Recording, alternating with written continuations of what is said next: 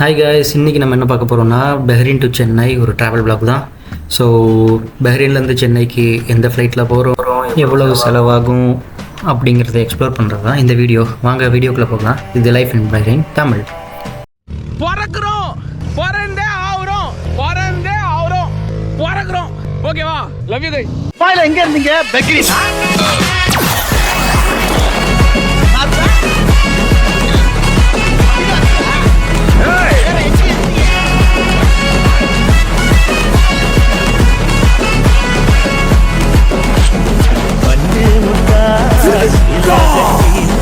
பட்டு வண்ண ரங்க போட்டு வஞ்சி கொண்டு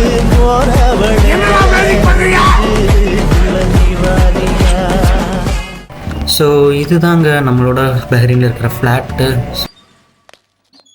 டேய் எல்லாரும் நல்லா கேட்டுக்கங்கடா, இதுக்கு பேர் தான் பேலஸ். இங்க இருக்கவங்க எல்லாம் ராஜ பரம்பரையை சேர்ந்தவங்க. இவங்க மனசு வச்சா நம்ம எங்கேயோ போயிடலாம். ஸோ டைம் 6 o'clock ஆகுது. ஸோ நம்ம ஃப்ளைட்டு 9:30க்கு. ஸோ 6 o'clock கிளம்புனா தான் ஒரு ½ an hourல ஏர்போர்ட் ரீச் ஆகிட்டு அங்கேருந்து நம்ம செக்இன்லாம் பண்ணிவிட்டு உள்ளே சாப்பிட்டுட்டு அதுக்கப்புறம் போகலாம். நம்ம இருக்கிற இடம் ஹூரா அப்படிங்கிற ஒரு மனாமா சிட்டியில் இருக்கிற ஹூராங்கிற இடம்.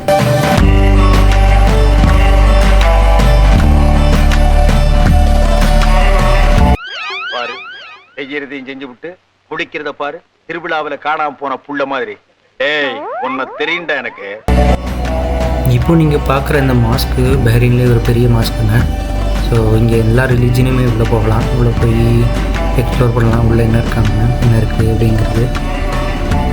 அண்ட் அது ஒரு டூரிஸ்ட் ஸ்பாட் மாதிரி. ஸோ நம்ம ஏர்போர்ட் கிட்டே வந்துட்டோம். ஸோ ஏர்போர்ட் எங்கே இருக்குதுன்னு பார்த்தீங்கன்னா முஹாரக் அப்படிங்கிற ஒரு ஏரியாவில் இருக்குது. ஸோ இட் ஆல்மோஸ்ட் ஒரு 10 kilometers தான் இருக்கும் ஹூரா டு முஹாரக். ஸோ நம்ம டாக்ஸியில் வந்தோம்.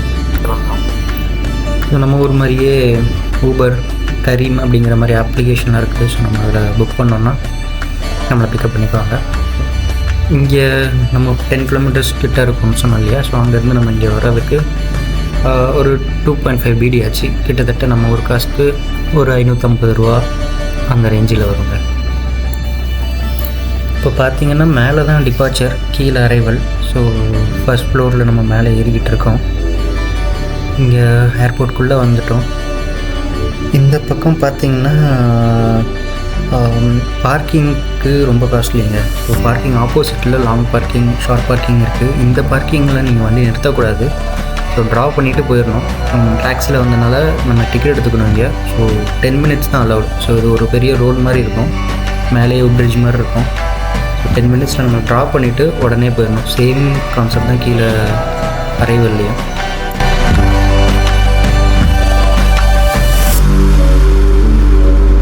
இப்போ நம்ம ஏர்போர்ட்குள்ளே வந்துட்டோம். ஸோ சென்னையில் இருக்கிற மாதிரி நம்ம உள்ளே வர்றதுக்கு இல்லை நம்ம பார்க்க வரவங்களுக்கு தனியாக டிக்கெட்லாம் எடுக்கணும்னு அவசியம் இல்லை. இப்போ அவங்க விடுறாங்களான்னு தெரியல சென்னையில். பட் முன்னாடி இருந்தது. நீங்கள் ஏர்போர்ட்குள்ளே வரணுன்னா அதுக்கு டிக்கெட் எடுத்துகிட்டு வரணும். இங்கே பஹ்ரைனில் அந்த மாதிரிலாம் கிடையாது. நீங்கள் செக்இன் பண்ணுற வரைக்குமே யார் வேணாலும் கூட வரலாம். ஸோ அந்த மாதிரி தான் இப்போ உள்ளே வந்து நம்ம செக்இன் பண்ணிவிட்டு உள்ளே வந்துட்டோம். ஸோ இதுதான் பஹ்ரைன் செக்இன், செக்யூரிட்டி செக் எல்லாமே முடித்ததுக்கப்புறம் உள்ளே வந்தீங்கன்னா இப்படி தான் இருக்கும் பார்க்க.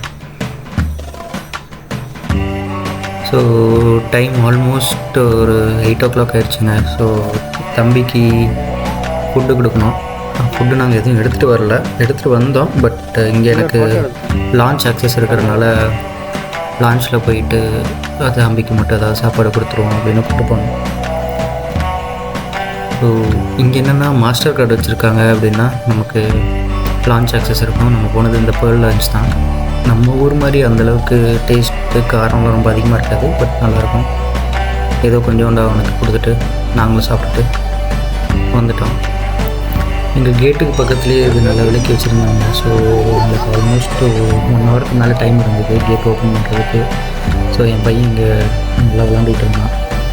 நாங்களும் கொஞ்சம் டைம் ஸ்பெண்ட் பண்ணிக்கிட்டு இருந்தோம்.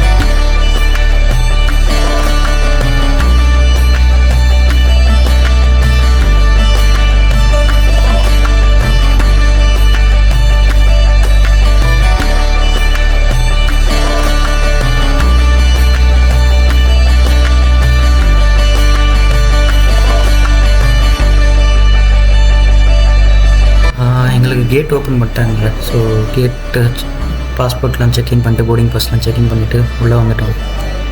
அங்கே போகிறது கல்ஃப் ஏர். ஸோ கல்ஃப் ஏரில் பார்த்தீங்கன்னா இது வந்து பஹ்ரைனோட ஏர்லைன்ஸ்.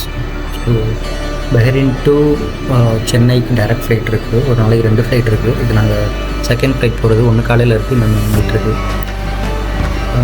இந்த செகண்ட் ஃப்ளைட்டில் நான் போகிறதுக்கு 50 BD நான் ஒரு 2 months முன்னாடி டிக்கெட் புக் பண்ணிட்டேன். ஸோ 50 BD வந்தது. நம்ம காசுக்கு ஒரு 11,000 ரூபாய் கிட்ட ஒருத்தருக்கு.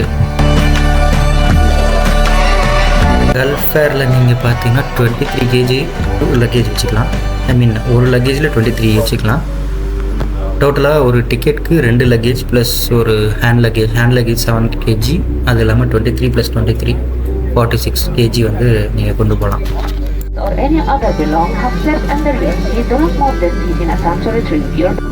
இந்த ஃப்ளைட் கிளம்பிடுச்சு. கிளம்பி கொஞ்சம் நேரத்தில் ஃபுட்டும் கொடுத்துட்டாங்க. ஸோ நாங்கள் ஈவினிங் ஃப்ளைட் போனதுனால நைட் ஃப்ளைட் போனதுனால நைட் டின்னர் கொடுத்தாங்க. டின்னர் என்னென்னு பார்த்தீங்கன்னா ஒரு பன்னுக்கு க்ரீம் ப்ளஸ் இது என்னதுன்னு தெரியல, ஏதோ வெஜிடபிள் சாலட் மாதிரி கொடுத்துருந்தாங்க. அது இல்லாமல் கொஞ்சம் சிக்கன், நாங்கள் நான்வெஜ் வாங்கினோம். சிக்கன் ப்ளஸ் ரைஸ் மாதிரி. இது ஒரு டேட்ஸ் பிஸ்கட். அதுக்கப்புறம் கட்லரிஸ் கொடுத்துருந்தாங்க. வாட்டர்லாம் இப்படி தாங்க கொடுப்பாங்க. பாருங்கள் இவ்வளோ தான் மொத்தமே தண்ணி. ஸோ இது ஒன்று கொடுத்துருவாங்க. நீங்கள் வேணும்னா 2வது வாங்கிக்கலாம். பட் இவ்வளோ தான் கொடுப்பாங்க ஃபஸ்ட்டு.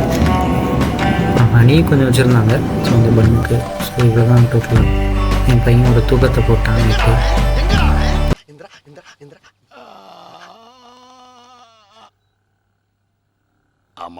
எங்கிட்ட சென்னை வந்துட்டோங்க. நாங்கள் சென்னை இறங்கியாச்சு. ஸோ நம்ம மொபைலில் பார்த்துக்கலாம். இங்கே வந்துட்டுருக்கோம். இங்கே ட்ராவல் பண்ணுறோம். சென்னை வந்தால் பயங்கரமான மழை பெஞ்சிட்டு இருந்தது. காலையில் 5 o'clock இது மழை பெஞ்சிட்டு இருந்தது. சோலி முடிச்சு நல்ல வேலைக்கு நாங்கள் வெளியே செக்இன் பேக்கெல்லாம் எடுத்துகிட்டு லக்கேஜெல்லாம் கலெக்ட் பண்ணிவிட்டு வெளியே போகிறதுக்குள்ளே ஓரளவுக்கு மழை நின்றுச்சு. அவங்களுக்கு தெரியும், எனக்கே ரொம்ப புதுசாக இருந்தது. சென்னையோட ஏர்போர்ட் பயங்கரமாக இருந்தது. ஸோ பக்கத்துலேயே ஒரு மால் இருந்தது, ஏர் ஹப் மால் இருந்தது. ஸோ மாலோட பார்க்கிங்கில் தான் இப்போ ஊபர், ஓலா இந்த மாதிரி எல்லா டாக்ஸிஸுமே அவைலபிளாக இருக்குது. ஸோ நம்ம புக் பண்ணாலுமே நம்ம அங்கே போய் தான் ஏறுற மாதிரி இருந்தது. ஸோ அங்கே போனோம். நம்மளை வாழ வைக்க போகிற பூமியில் காலை வைக்கிறதுக்கு முன்னாடி கையை வச்சு கும்பிட்றதான் மரியாதை. போயிட்டு டாக்ஸி எடுத்துக்கிட்டோம். ஸோ என்னோடய பிளான் என்னென்னா மார்னிங் 5 o'clock அடுத்து 10 o'clock என்னோடய ட்ரெயின் திருச்சிக்கு இருந்தது. நான் சென்னை டு திருச்சி போகணும். திருச்சி போகிறத விட திருச்சி போகிறது மேலே. ஸோ திருச்சிக்கு நான் தாம்பரம்லேருந்து ஏறணும். ஸோ காலையில் கொஞ்சம் ஏதாவது ஃப்ரெஷ்அப் ஆகிட்டு அண்டு காலையில் டிஃபன் ஏதாவது சாப்பிட்டுட்டு அதுக்கப்புறமா போகலாங்கிறதான் பிளான். ஸோ முதல்ல டீ சாப்பிடும். டீ சொல்லு. எனக்கும் சேர்த்து ஒரு தேநீர் சொல்லவும். ஒரு தோழச்சு பண்ணடா அவன.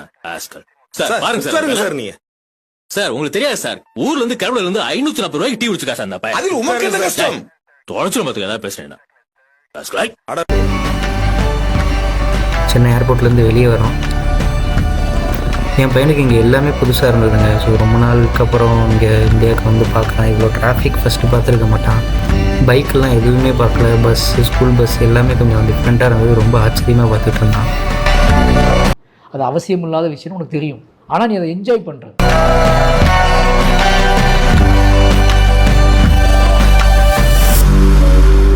தாம்பரம் வந்துட்டு கொஞ்சம் நேரம் வெயிட் பண்ணோம். அங்கே வெயிட்டிங் ஹாலில் வெயிட் பண்ணிட்டு இருந்தேன். வேறு வழி இல்லை. அப்புறம் அங்கே ட்ரெயினும் வந்துருச்சு. எங்கள் ட்ரெயின் ஏறினதுக்கப்புறமும் ஒரு தூக்கத்தை போட்டுட்டார் இவர். ஸோ கடைசியாக திருச்சி சேர்த்துட்டாங்க. சரி திருச்சி வந்துட்டு திருச்சி திருவிழாவை ஆக்குறோம். அந்த இடம் பார்த்திங்கன்னா உங்களுக்கு தெரியும். ஜிஹெச் கிட்ட நம்ம திரும்பி அள்ளித்துறை போகிறோம். அங்கே தான் வீடு. இவ்வளோதாங்க எங்களோட ட்ராவல் ப்ளாக். இதுதான் ஃபஸ்ட் டைம் நாங்கள் ட்ராவல் ப்ளாக் பண்ணுறோம். சப்போர்ட் பண்ணுங்கள். தேங்க்யூ ஃபார் வாட்சிங் லைஃப் இன் பஹ்ரைன் தமிழ்.